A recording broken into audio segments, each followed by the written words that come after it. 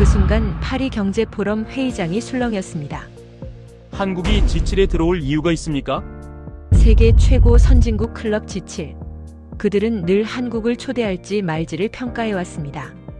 그런데 15년간 G7을 분석해온 프랑스 명문대 경제학자는 전혀 다른 결론을 내렸습니다.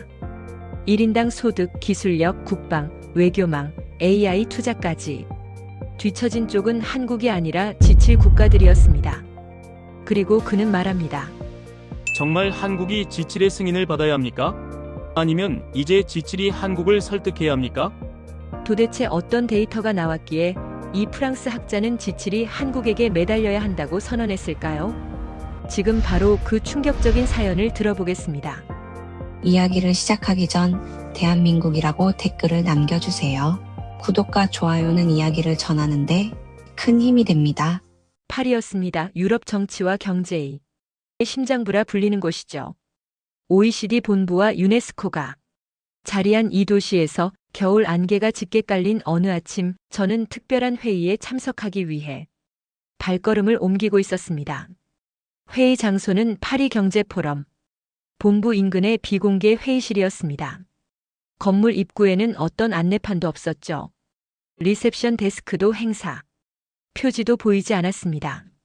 이런 회의일수록 조용하다는 걸 저는 15년 경력으로 잘 알고 있었습니다. 잠깐 제 소개를 드리겠습니다. 장 피에르 듀랑, 프랑스 파리에서 태어나 소르본 대학교에서 국제정치경제학을 가르치고 있습니다. 유럽연합 경제자문위원회, OECD, 프랑스 재무부에서 G7과 글로벌 경제구조를 분석해왔습니다. 그런 제가 오늘 이 조용한 문 뒤로 초대받은 겁니다. 문을 열자 긴 타원형 테이블이 보였습니다. 테이블 위에 놓인 명패들을 읽었죠. 미국, 영국, 프랑스, 독일, 일본, 이탈리아, 캐나다, 그리고 유럽연합 G7 국가의 고위 관료들과 경제 참모들이 이미 자리를 잡고 앉아 있었습니다. 이 방에 앉은 사람들이 움직이면 세계 경제의 방향이 바뀝니다. 그런 무게의 공간이었죠. 회의 안건 문서가 배포되었습니다. 첫 줄을 읽는 순간 저는 손이 멈췄습니다. 대한민국의 G7 참여 타당성과 전략적 가치 평가 한국이었습니다. 이 방의 주제가 한국이라는 사실에 저는 묘한 긴장감을 느꼈죠. 겉으로는 G7이 한국을 평가하는 자리였습니다. 우리가 한국을 받아들일지 말지를 결정하는 그런 뉘앙스였죠. 유럽연합 측 고위 관료가 저를 바라보며 말했습니다. 듀랑 교수님, 우리는 한국을 G7에 더 가깝게 끌어오고 싶습니다. 각국이 납득할 수 있도록 데이터로 설명해 주십시오. 왜 우리가 한국을 초대해야 하는지요? 고개를 끄덕이며 메모했습니다. 한국의 G7 자격 증명과 우리 G7의 실익 분석. 명확한 임무였죠. 적어도 그 순간까지는 그랬습니다. 그런데 테이블 위의 대화는 제 예상과 조금 달랐습니다. 일본 측 인사가 먼저 입을 열었죠. 아직은 시기상조일 수도 있습니다. 목소리는 차분했지만 그 안에 경계심이 섞여 있었습니다. 영국 측이 바로 받았습니다. 그러나 한국 없이는 인도-태평양 전략이 힘을 잃습니다. 이탈리아 측이 고개를 저으며 말했죠. G7의 상징성이 약해질 수 있습니다. 그때 캐나다 측이 조용히 한마디를 던졌습니다. 하지만 한국은 이미 여러 지표에서 우리와 비슷하거나 앞서 있습니다. 그 말이 나온 순간 테이블 위에 미묘한 침묵이 깔렸습니다. 불편한 정적이었죠. 누구도 바로 반박하지 못했습니다. 저는 그 침묵의 의미를 정확히 알고 있었습니다. 캐나다 대표가 방금 이 회의의 본질을 건드린 겁니다. 이들은 한국을 평가한다고 믿고 있었습니다. 하지만 제가 가진 데이터는 이미 정반대 방향을 가리키고 있었죠. 1인당 소득에서 일본을 넘어선 나라, 무역 흑자에서 독일 다음인 나라, 인공지능 경쟁력에서 G7 6나라를 앞서가는 나라. 그 나라를 우리가 선택해준다고요? 과연 누가 누구를 평가하는 겁니까? 휴식 시간에 복도로 나왔습니다. 창가에 서서 파리 거리를 내려다봤죠. 안개 사이로 에펠탑의 윤곽이 희미하게 보였습니다. 저는 노트를 꺼내 한 줄을 적었습니다. 내가 써야 할 것은 한국이 지칠에 들어갈 자격이 아니다. 지칠이 한국 옆자리에 앉을 자격일지도 모른다. 하지만 회의실 안으로 돌아갈 때는 표정 하나 바꾸지 않았습니다. 이 방에서 그런 말을 꺼내기엔 아직 이르니까요. 대신 속으로 결심했죠. 좋습니다. 이 보고서는 최대한 정직하게 쓰겠습니다. 누가 누구를 평가하는지는 숫자가 알아서 말해줄 것입니다. 회의가 끝난 뒤 공항으로 향하는 택시 안에서 저는 소르본 대학 세미나실을 떠올렸습니다. 제 학생들의 얼굴이 하나씩 스쳐 지나갔죠. 저 아이들에게 오늘 이 방에서 무슨 일이 있었는지 솔직하게 들려줘야겠다고 생각했습니다. 지칠이 한국을 선택하는 회의가 아니라 지칠이 한국에게 시험받는 회의였다는 사실을요. 노트북을 열고 새 파일을 만들었습니다. 파일 이름을 잠시 고민하다가 이렇게 적었죠. 한국대 지칠 진짜 보고서. 그리고 첫 줄에 이렇게 썼습니다. 이 보고서는 한국 설득용이 아니다. 사실상 지칠 현실 직시용 보고서가 되어버렸다. 파리의 안개는 여전히 거치지 않고 있었습니다. 하지만 제 머릿속은 이미 선명해지고 있었죠. 해시태그 챕터. 파리로 돌아오자마자 학생들에게 메일을 보냈습니다. 제목은 간결했죠. 비공개 세미나 지칠 때 대한민국 -파리에서 공개하지 못한 데이터. 평소 세미나 공지에는 답장이 서서히 오는 편인데 이번에는 10분도 안 돼서 25명이 넘는 학생들이 참석 확인을 보내왔습니다. 비공개라는 단어와 지칠이라는 단어가 합쳐지면 학자들의 호기심은 통제가 안 되는 법이죠. 세미나실 문을 닫았습니다. 유럽, 미국, 중국, 중동, 한국까지 각국에서 온 석박사 학생들이 빼곡히 앉아 있었죠. 평소와 다른 점이 하나 있었습니다. 저는 학생들을 한번 천천히 훑어보고 이렇게 말했습니다. 오늘은 녹화도 사진도 허용하지 않겠습니다. 공기가 바뀌는 게 느껴졌습니다. 학생들 눈빛이 달라졌죠. 뭔가 보통 강의가 아니라는 걸 직감한 겁니다. 첫 슬라이드를 띄웠습니다. 파리 회의 안건 화면 캡처였죠. 대한민국의 지칠 참여 타당성과 전략적 가치 평가. 학생들이 제목을 읽으며 고개를 끄덕였습니다. 한국을 지칠에 넣을지 말지 논의한 자리구나 하는 표정이었죠. 파리에서 이 제목으로 회의가 열렸습니다. 표면적으로는 지칠이 한국을 평가하는 자리였죠. 여기까지는 학생들도 예상한 내용이었을 겁니다. 지칠이라는 세계 최강 클럽이 한국이라는 후보를 심사하는 그림. 누구나 떠올리는 구도죠. 저는 다음 슬라이드로 넘겼습니다. 화면 중앙에 문장 하나만 떠 있었죠. 하지만 실제로 평가받은 쪽은 누구였는가? 세미나실이 숨을 죽였습니다. 한국인 유학생의 손이 노트 위에서 잠시 멈추는 게 보였죠. 실제로 평가받은 쪽은 한국이 아니라 지칠이었습니다. 조용해졌습니다. 제가 그 문장을 말하는 순간 세미나실의 온도가 바뀌는 게 느껴졌죠. 학생들은 제가 외교적 수사를 쓰는 사람이 아니라는 걸 알고 있습니다. 숫자로 말하는 사람이 저렇게 단정적으로 선언했다는 건 뒷받침할 데이터가 있다는 뜻이니까요. 첫 번째 나라를 보겠습니다. 저는 슬라이드에 크게 한 단어를 띄웠습니다. 일본. 학생들이 당연하다는 듯 고개를 끄덕였죠.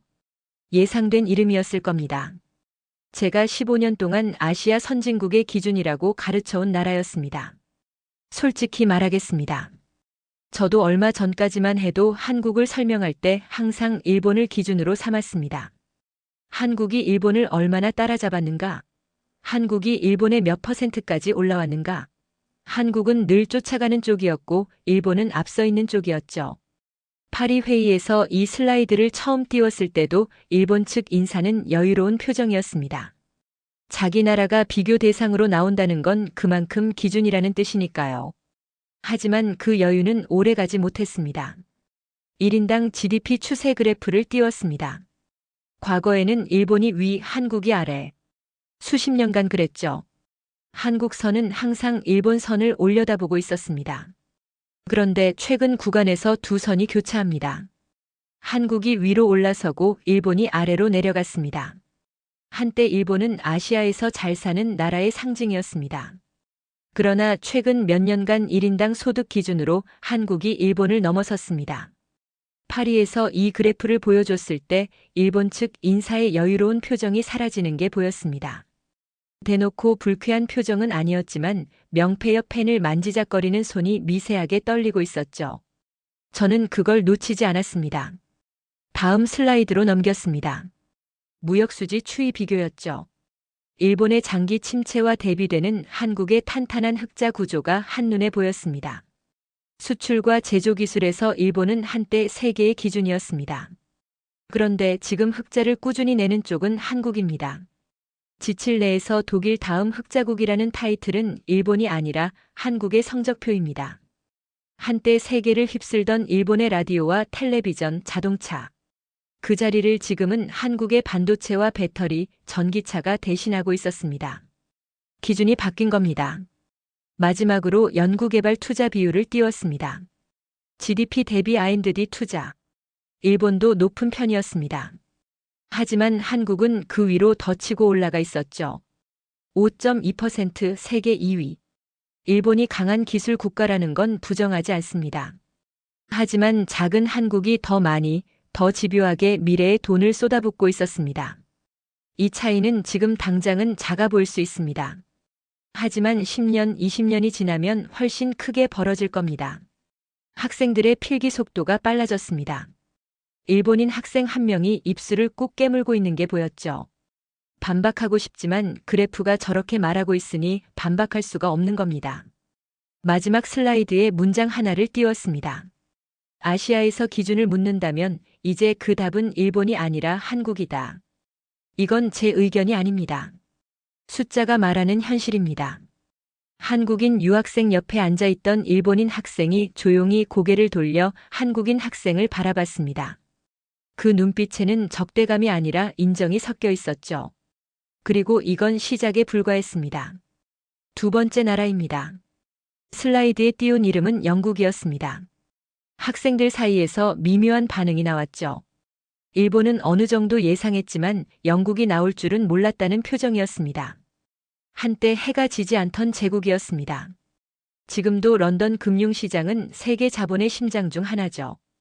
파운드화는 여전히 기축 통화이고 옥스퍼드와 케임브리지는 학문의 상징입니다. 여기까지는 누구도 반론을 달지 않았습니다.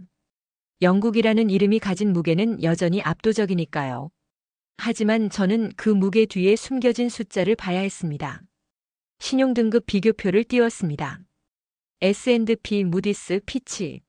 세계 3대 신용평가사가 매긴 등급이 영국과 한국, 나란히 놓여 있었죠. 대부분의 항목에서 둘은 비슷한 수준이었습니다. 그런데 몇몇 항목에서 한국이 영국보다 한 단계 위에 있었습니다. 영국 국채는 오랫동안 가장 안전한 자산의 상징이었습니다. 그런데 이제 적어도 몇몇 평가사 눈에는 한국 국채가 더 안전해 보이는 순간이 있습니다. 학생들 사이에서 작은 탄성이 터졌습니다. 유럽 학생들이 고개를 돌려 서로를 쳐다봤죠. 대영 제국의 후예가 한반도의 작은 나라보다 신용이 낮다고요? 파리 회의에서 이 표를 처음 띄웠을 때도 반응은 비슷했습니다. 영국 측의 얼굴에 복잡한 감정이 스쳐 지나갔죠. 더 이상 한국을 극동의 흥미로운 사례로만 볼 수 없다는 걸 깨달은 표정이었습니다. 다음 슬라이드로 넘겼습니다. 포춘 글로벌 500. 세계 500대 기업 국가별 분포였죠. 영국 17개, 한국 15개. 그래프상으로 보면 두 막대가 거의 붙어 있었습니다. 고작 2개 차이. 기업 수만 놓고 보면 한국은 이제 영국과 실질적으로 같은 규모를 갖게 됐습니다. 하지만 더 중요한 건 구성이었습니다. 영국의 500대 기업은 금융과 에너지, 소비재 중심이었죠. 한국은 달랐습니다. 삼성전자, 현대자동차, SK, LG. 반도체, 배터리, 전기차, 디스플레이. 미래 산업의 핵심을 쥐고 있는 기업들이었습니다. 특히 제조와 전자, 배터리 같은 미래 산업에서 한국 기업들의 존재감은 런던이 아닌 서울을 보게 만듭니다. 학생들의 필기가 빨라졌습니다. 이건 단순한 숫자 비교가 아니라 산업 구조 자체의 방향이 바뀌고 있다는 이야기였으니까요. 저는 잠시 슬라이드를 끄고 학생들을 바라봤습니다. 파리 회의에서 제가 이 슬라이드를 띄웠을 때 영국 대표의 표정은 복잡한 감정이 섞여 있었습니다. 그에게 한국은 더 이상 극동의 흥미로운 사례가 아니라 직접 비교되는 대상이었기 때문입니다. 같은 무대에서 성적표를 나란히 놓고 비교당하는 위치가 된 거죠. 다음 슬라이드를 띄웠습니다. 제조업 수출 비중과 첨단 기술 제품 수출액 비교였습니다.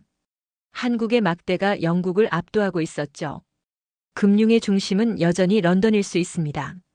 하지만 물건을 만들고 기술을 팔고 공급망을 지배하는 힘은 서울 쪽으로 기울고 있습니다.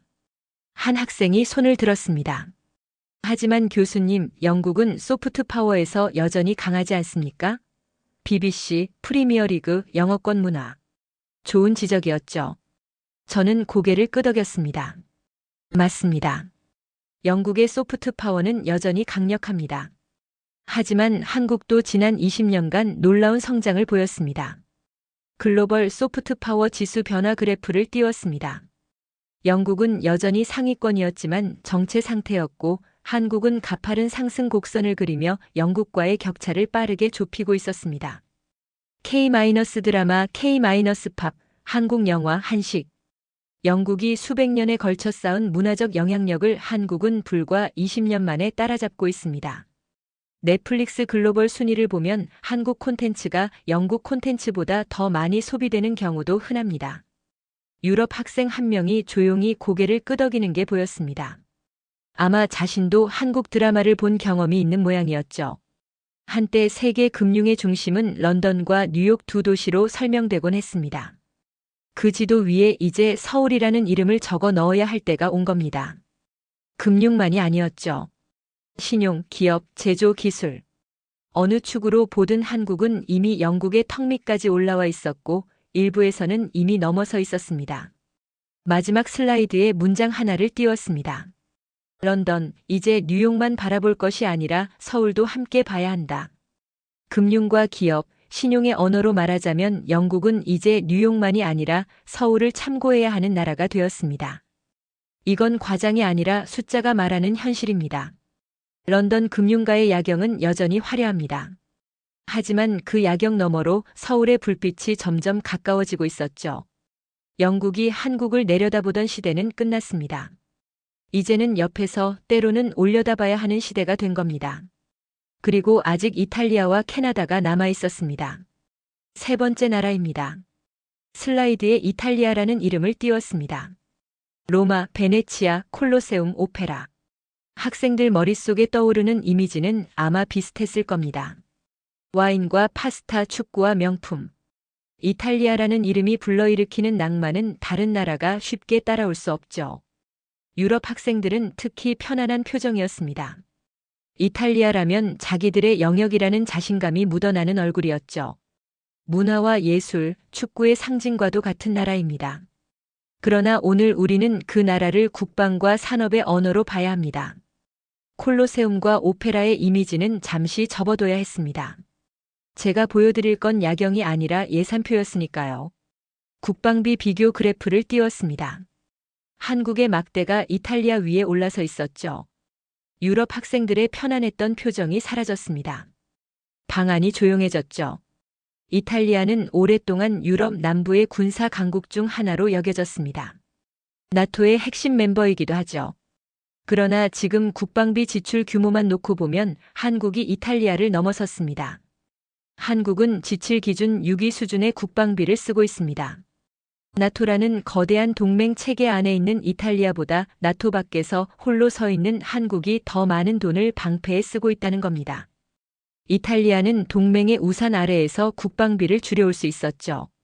한국은 그런 사치가 없었습니다. 세계에서 가장 긴 정전협정을 버티는 나라. 수도권에서 국경까지 불과 수십 킬로미터인 나라. 한국에게 국방비는 선택이 아니라 생존이었으니까요. 학생 한 명이 손을 들었습니다. 하지만 이탈리아에는 명품과 관광이라는 강력한 산업이 있지 않습니까? 좋은 지적이었죠. 그래서 바로 다음 슬라이드를 준비해뒀습니다. 무역 총액과 수출 비교 그래프를 띄웠습니다. 한국이 확실하게 더 큰 막대를 보여주고 있었죠. 그것도 근소한 차이가 아니었습니다. 이탈리아가 적자를 내는 해에도 한국은 독일과 함께 꾸준히 흑자를 찍고 있었습니다.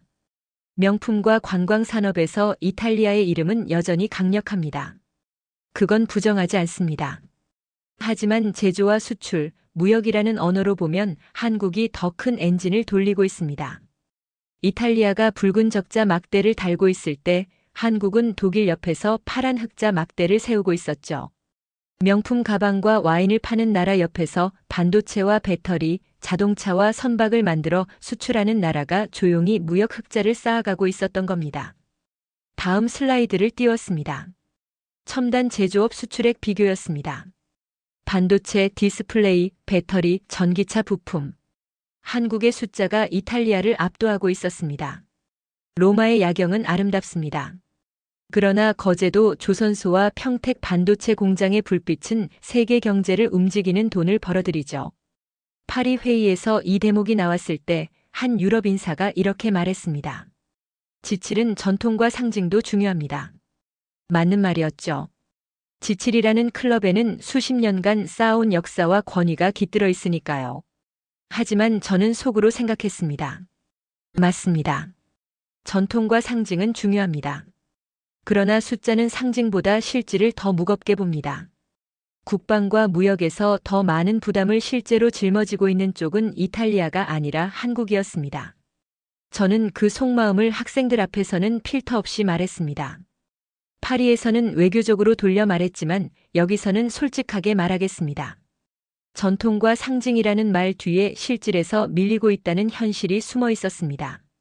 숫자로는 이미 한국이 더 무거운 짐을 지고 있는 겁니다. 조선업 수주량 비교 그래프를 추가로 띄웠습니다. 한국의 막대가 이탈리아를 압도적으로 넘어서고 있었습니다. 세계 조선 시장에서 한국은 1, 2위를 다툽니다. 이탈리아는 한때 지중해의 조선 강국이었지만 지금은 그 위상이 많이 약해졌죠. 배를 만드는 기술, 대형 선박을 수주하는 능력에서 한국은 세계 최상위권입니다. 이탈리아인 학생이 노트에 무언가를 열심히 적고 있는 게 보였습니다. 아마 자국의 현실을 직시하는 중이었겠죠. 마지막 슬라이드에 문장 하나를 띄웠습니다. 이탈리아는 여전히 문화 강국이다. 하지만 방패와 공장에서는 한국이 더 무겁다. 축구와 예술의 무게로는 이탈리아가 더 커 보일지 모릅니다. 그러나 방패와 공장의 무게를 달아보면 한국이 더 무거운 나라가 되어 있습니다. 이 차이가 지칠이 한국을 필요로 하는 이유 중 하나입니다. 역사는 이탈리아를 기억하겠죠. 로마 제국의 영광, 르네상스의 빛, 세계를 매혹시킨 문화의 힘으로. 하지만 현재의 방패와 공장은 한국이 더 무겁습니다. 그리고 미래의 엔진 또한 한국 쪽에서 더 뜨겁게 돌아가고 있었죠. 이제 네 번째 나라가 남았습니다. 네 번째 나라입니다. 슬라이드에 캐나다라는 이름을 띄웠습니다. 그리고 그 아래에 부제를 달았죠. 땅대 네트워크. 학생들이 고개를 갸우뚱했습니다. 캐나다와 한국을 비교한다는 게 처음에는 어색하게 느껴졌을 겁니다. 국토 면적만 놓고 보면 게임이 안 되는 매치업이니까요. 국토 면적만 보면 캐나다는 한국을 압도하는 나라입니다. 세계 2위의 땅덩어리를 가지고 있죠. 한국은 그 캐나다의 100분의 1도 안 됩니다. 지도만 펼치면 캐나다는 대륙처럼 보이고 한국은 점 하나처럼 보이죠. 여기까지 들으면 비교 자체가 무의미해 보입니다. 하지만 저는 학생들에게 말했죠. 오늘은 땅이 아니라 촉수를 볼 겁니다. 외교 공관 비교 지도를 띄웠습니다. 세계 각국에 설치된 대사관, 영사관, 대표부 숫자였죠. 한국 187개, 세계 13위. 그리고 그 숫자는 지칠 정식 멤버인 캐나다보다 많았습니다. 세미나실에서 작은 탄성이 터졌습니다. 외교 공관은 그 나라의 눈이자 귀이고 때로는 손입니다. 세계 곳곳에 뻗어 있는 촉수라고 할 수 있죠. 세계 지도 위에 한국과 캐나다의 외교 공관이 점으로 표시됐습니다. 캐나다의 점들도 적지 않았지만 한국의 점들이 더 촘촘하게 박혀 있었죠. 작은 반도에서 시작된 촉수들이 아프리카, 중동, 동남아시아, 중남미까지 빈틈없이 퍼져 있었습니다. 대륙을 가진 나라보다 반도의 나라가 더 멀리, 더 촘촘하게 뻗어나가 있었던 겁니다. 학생들이 지도를 유심히 들여다보고 있었습니다. 점의 개수가 아니라 점의 분포가 눈에 들어왔을 겁니다. 한국은 지구 곳곳에 자기 사람을 심어놓은 나라였죠. 다음 슬라이드로 넘겼습니다. 무역 총액과 수출 비교 그래프였죠. 캐나다는 풍부한 자원을 바탕으로 한 전형적인 자원 기반 경제입니다. 석유, 천연가스, 목재, 광물. 땅에서 나오는 것들을 팔아서 먹고 사는 구조죠. 반면 한국은 자원이 거의 없는 대신 제조와 무역에 올인한 나라입니다. 남의 땅에서 원료를 사다가 세계 최고 수준의 제품으로 바꿔서 파는 구조죠. 결과는 어땠을까요? 무역 규모와 수출에서 한국이 캐나다를 앞서고 있었습니다. 자원이 넘치는 나라보다 자원이 없는 나라가 더 많이 팔고 있었던 겁니다. 그래프의 막대를 보면 명확했습니다. 한국의 수출액이 캐나다를 확실히 넘어서고 있었죠. 캐나다는 땅이 주는 자원으로 경제를 돌립니다. 한국은 사람 머리로 경제를 돌리죠. 결과적으로 무역 규모와 수출에서 한국이 앞서 있는 경우가 많습니다. 땅의 힘과 머리의 힘이 뒤집힌 겁니다. 한 학생이 손을 들었습니다. 하지만 캐나다는 1인당 국민소득이 여전히 높지 않습니까? 좋은 질문입니다. 맞습니다. 캐나다의 1인당 소득은 여전히 높은 편입니다. 그러나 그건 인구가 적고 자원이 풍부하기 때문이죠. 경제의 역동성과 성장 잠재력을 보면 한국이 더 강력합니다. 경제 성장률 추이 그래프를 추가로 띄웠습니다. 캐나다는 완만한 선을 그리는 반면 한국은 더 가파른 상승세를 보이고 있었습니다. 이쯤에서 파리 회의 장면을 떠올렸습니다. 그날 가장 솔직했던 사람이 바로 캐나다 측 인사였죠. 그가 테이블에서 이렇게 말했습니다. 솔직히 말씀드리죠. 저희는 한국이 인도-태평양과 유럽을 잇는 중요한 허브라고 생각합니다. 우리가 한국을 필요로 합니다. 저는 학생들에게 그 장면을 전하며 말했습니다. 그날 회의에서 가장 정직한 한마디였습니다. 한국을 평가하겠다는 회의에서 지칠의 한 멤버가 우리가 한국을 필요로 한다고 먼저 말한 겁니다. 그 한 문장이 어떤 그래프보다 설득력 있는 데이터였죠. 기술 혁신 지수 비교를 마지막으로 띄웠습니다. 특허 출원 건수, 연구개발 집약도, 첨단 기술 수출 비중. 거의 모든 항목에서 한국이 캐나다를 앞서고 있었습니다. 캐나다는 안정적인 선진국입니다. 그러나 미래를 향해 달리는 속도는 한국이 더 빠릅니다. 마지막 슬라이드에 문장 하나를 띄웠습니다. 21세기 국력의 크기는 국토 면적이 아니라 네트워크가 얼마나 멀리 뻗어 있는가로 측정된다. 국토 면적만 보면 캐나다는 한국을 내려다볼 수 있습니다. 그러나 외교 네트워크와 무역의 길이로 보면 한국은 이미 지칠의 한 축을 담당하는 나라입니다. 그래서 지칠은 한국을 불러줄까 말까 고민하는 게 아니라 한국이 이 모임을 선택해 주길 바라고 있는 겁니다. 제가 15년간 가르쳐온 체급의 공식에서 국토는 가장 기본적인 변수였습니다. 땅이 크면 강하다. 단순하고 명쾌한 논리였죠. 하지만 한국은 그 논리를 또다시 뒤집고 있었습니다. 손톱만 한 반도에서 출발한 촉수가 대륙을 가진 나라보다 더 넓고 촘촘하게 세계를 감싸고 있었으니까요. 캐나다인 유학생이 고개를 끄덕이며 노트에 무언가를 적고 있었습니다. 인정하고 있는 것 같았죠. 이제 지칠의 핵심 축이 남았습니다.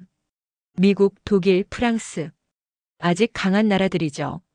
하지만 이 나라들조차 한국 때문에 계산이 달라지고 있었습니다. 지금까지 일본, 영국, 이탈리아, 캐나다를 봤습니다. 이 네 나라는 분명하게 한국에게 밀린 지점들이 있었죠. 데이터가 명확했고 반박할 여지가 적었습니다. 하지만 이제부터는 조금 다른 이야기를 해야 합니다. 슬라이드에 세 나라 이름을 나란히 띄웠습니다. 미국, 독일, 프랑스.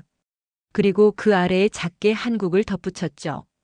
이 세 나라는 여전히 강대국입니다. 한국이 완전히 이긴 나라들이 아니죠. 그러나 이 나라들에게도 한국 때문에 계산이 달라진 지점이 있습니다. 오늘은 그걸 보겠습니다. 먼저 미국입니다.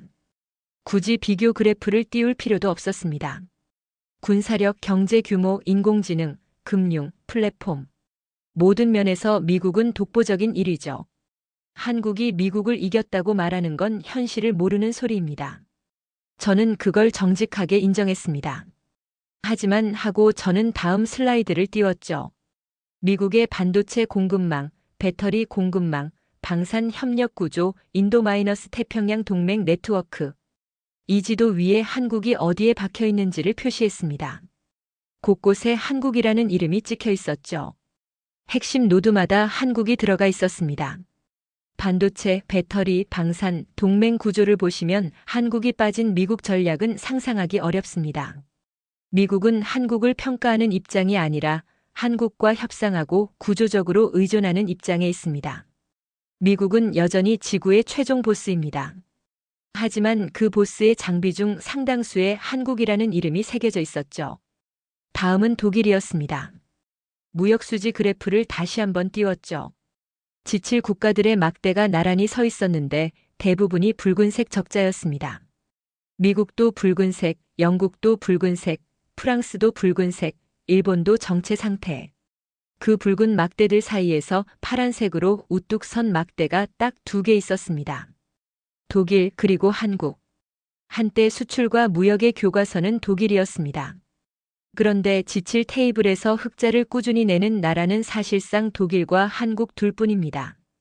독일은 더 이상 혼자가 아닙니다. 옆에 한국이라는 또 하나의 엔진이 생겼습니다. 제조업의 나라 독일에서 태어난 저로서는 묘한 감정이었습니다. 자부심의 상징이었던 독일의 무역 흑자 옆에 이제는 한국이 나란히 서 있으니까요. 경쟁자가 아니라 동급의 파트너가 생긴 느낌이었죠. 마지막으로 프랑스였습니다. 소프트 파워와 외교 네트워크 비교 그래프를 띄웠죠. 프랑스는 여전히 문화와 외교의 제국이었습니다. 에펠탑, 루브르, 와인, 칸 영화제.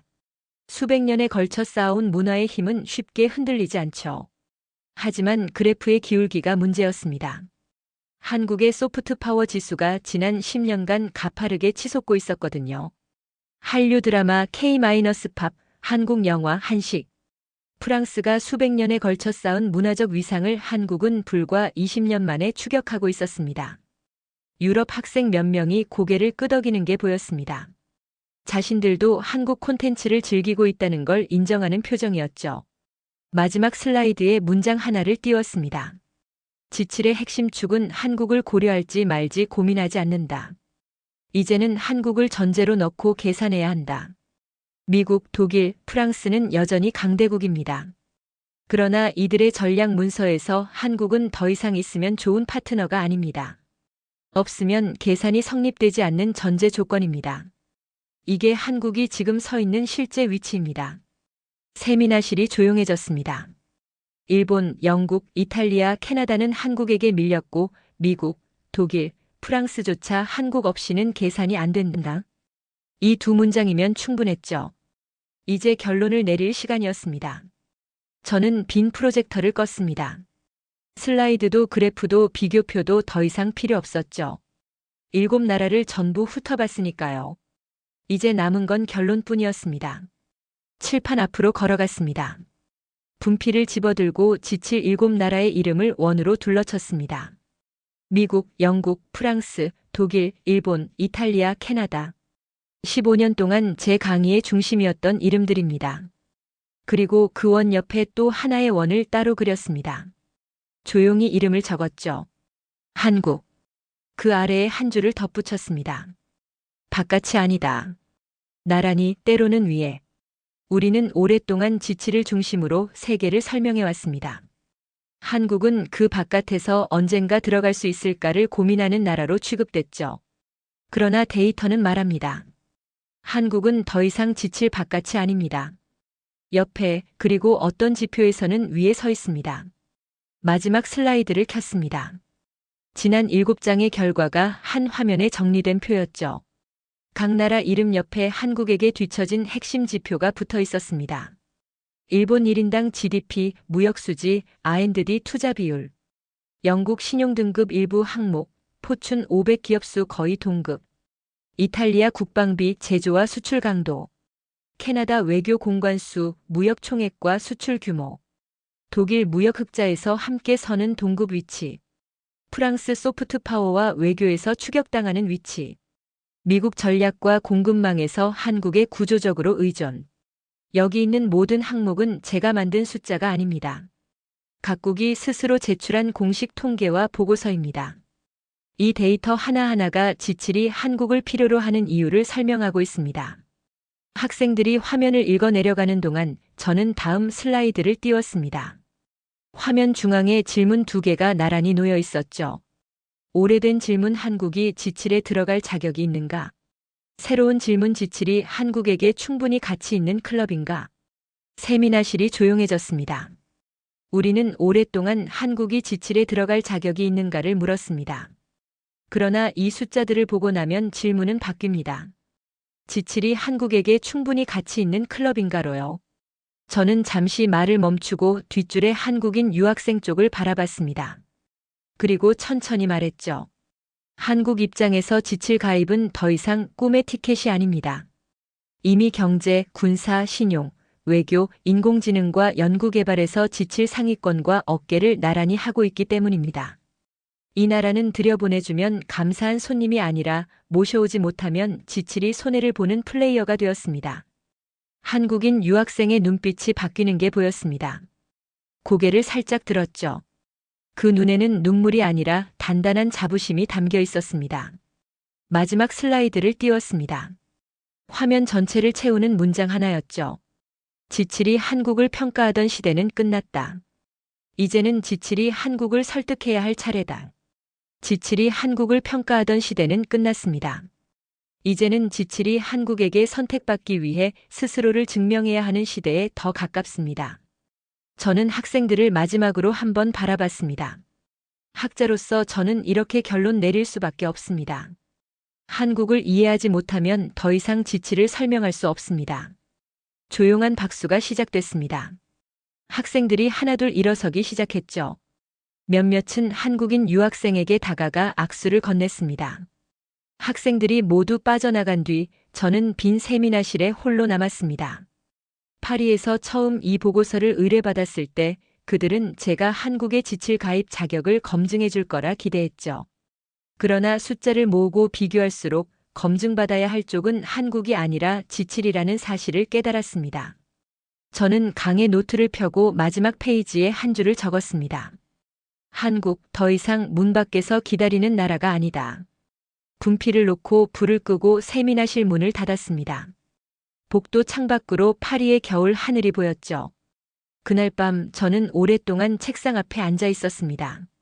15년간 가르쳐온 제 강의 노트를 천천히 넘기며 생각에 잠겼죠. 얼마나 많은 시간을 지칠을 중심으로 세계를 설명해왔던가. 얼마나 오랫동안 한국을 따라잡는 나라로만 가르쳤던가. 솔직히 고백하겠습니다. 저도 편견이 있었습니다. 프랑스인으로서 유럽인으로서 저는 무의식 중에 서구 중심의 시각으로 세계를 바라보고 있었습니다. 한국은 늘 아시아의 흥미로운 사례, 빠르게 성장하는 신흥국 정도로만 여겼죠. 지칠과 어깨를 나란히 할 수 있는 나라라고는 생각하지 못했습니다. 하지만 숫자는 거짓말을 하지 않았습니다. 데이터는 제 편견을 하나씩 깨뜨렸죠.